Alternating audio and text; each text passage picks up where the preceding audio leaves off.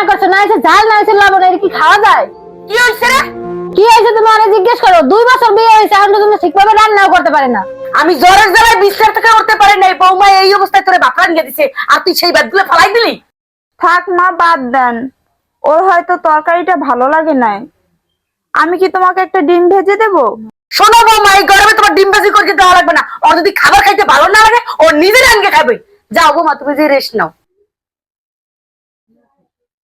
আমি একটা অভদ্র পোলা জন্ম দিছি, বড় একটু যত্ন নেয় না, বড় একটু খেয়ালও করে না।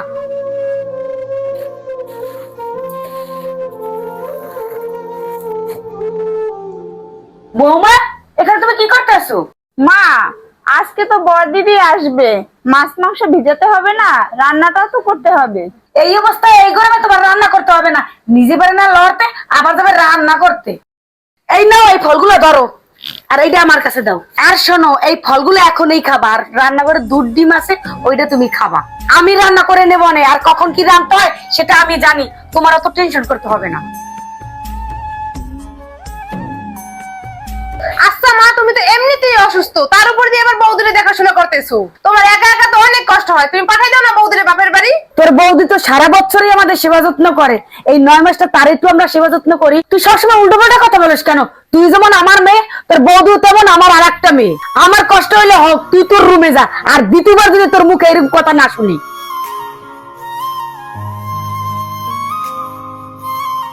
বৌমা, আমার নাতি কি ঘুমাইছে? হ্যাঁ মা, আপনার নাতি ঘুমাইছে। আপনার তো একা একা কাজ করতে অনেক কষ্ট হয় মা। দেন, আমি এখন করে দিচ্ছি, আপনি একটু বিশ্রাম নিন। একদমই না, আমার নাতি অসুস্থ, তোমার সারা রাত্রি ঘুমাইতে দেয় না। তুমি একটা কাজ করো, তুমি স্নান করে আমার নাতির পাশে গিয়ে ঘুমাও, আমি সব কাজ করে ফেলবো। মানে হে প্রভু, আমি নিশ্চয়ই কোনো ভালো কাজ করেছিলাম, এর জন্য এত ভালো শাশুড়ি পেয়েছি। আমি খুব সৌভাগ্য করে এত ভালো শাশুড়ি পেয়েছি। হে প্রভু, তুমি প্রত্যেকটি মেয়ের জীবনে এরকম ভালো একজন শাশুড়ি দিও। আচ্ছা ঠিক আছে মা।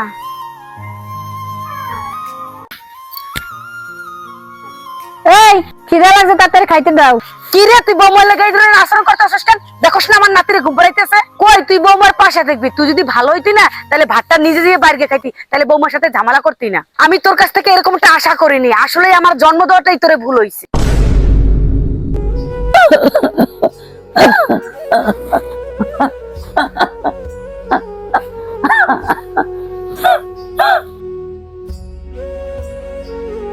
এই নেন মা, দুধটা খেয়ে ওষুধটা খেয়ে নেন। না না বৌমা, আমার এসব খাইতে ভাল লাগে না। না খেলে কি করে হবে মা? আপনি তো অসুস্থ। সুস্থ তো হতে হবে, তাই না? নেন, দুধটা খেয়ে নেন।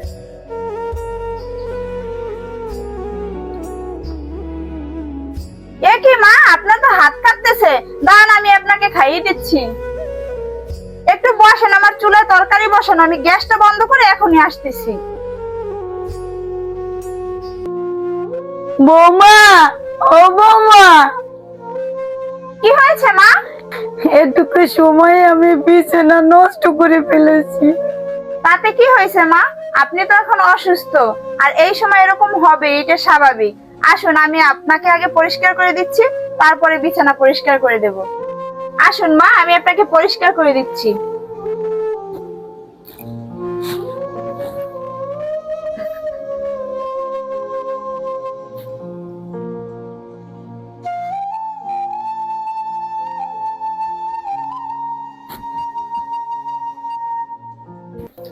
নিন মা, আপনি এখন শুয়ে পড়ুন, আমি বিছানা পরিষ্কার করে দিয়েছি। বৌমা, আমি মাঝে মাঝে চিন্তা করি, তুমি না থাকলে আমার যে কি হতো। ভগবান আমার এত ভালো একটা ভাগ্য দিছে যে তোমার মতো একটা পুতুর বউ আমি পেয়েছি। বৌমা, তোমার ব্যবহারে, তোমার ভালোবাসায় আমার আরো কিছুদিন বাঁচতে ইচ্ছা করতেছে। মা, এটা আপনি কি বলতেছেন? আমি যে আপনার এত সেবা করতে পারতেছি, এইটাই তো আমার অনেক বড় সৌভাগ্য। মা, আপনি আমার সুখে দুঃখে সব সময় পাশে ছিলেন। আমি যখন প্রেগন্যান্ট ছিলাম, তখন আপনার ছেলে আমার সাথে কি খারাপ ব্যবহার করত, কিন্তু আপনি সব সময় তার প্রতিবাদ করতেন। আপনি আমার পক্ষ নিয়ে সব সময় কথা বলতেন, সব সময় সব কাজ নিজে একা হাতে করতেন, আমার যত্ন নিতেন। এমনকি বাচ্চা হওয়ার পরেও আপনি আমাকে কখনো কোনো কাজ করতে দেন নাই। আমি কিভাবে আপনার সাথে খারাপ আচরণ করব বলেন মা?